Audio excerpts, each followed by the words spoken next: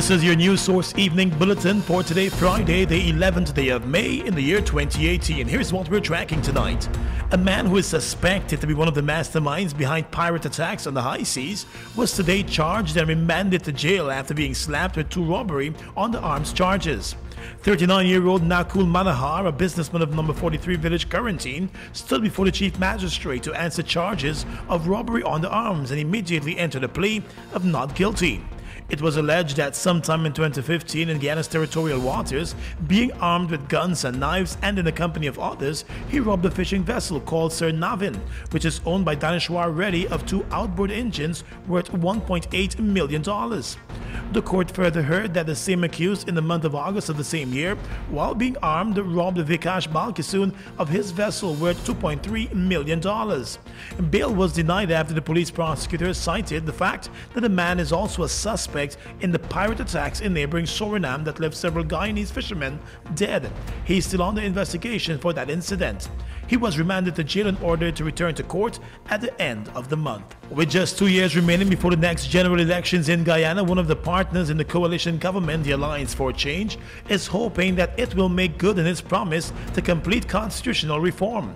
But that success will also depend on the support of the other 5 parties in the APNU-AFC government and the opposition People's Progressive Party. Today marked exactly 3 years since the elections of 2015, which saw the coalition government taking over.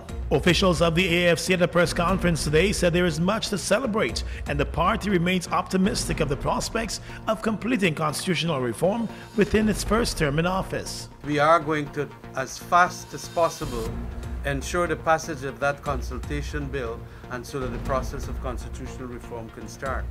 By the commission then going to the various areas across the country to consult.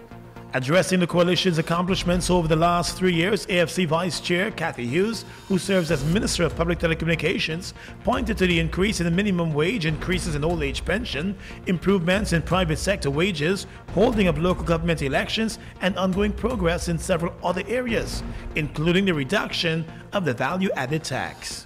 And finally this evening, the government is throwing its full support behind the Guyana Carnival. Minister of State Joe Harmon today told reporters that a coalition administration is supportive of the private sector initiative, and the Ministry of Business is already on board the Guyana Carnival train as one of the sponsors and supporters. In fact, this matter was dealt with at Cabinet on Tuesday, and Cabinet gave its approval for the elements of the state to provide necessary support to the organizers of this event.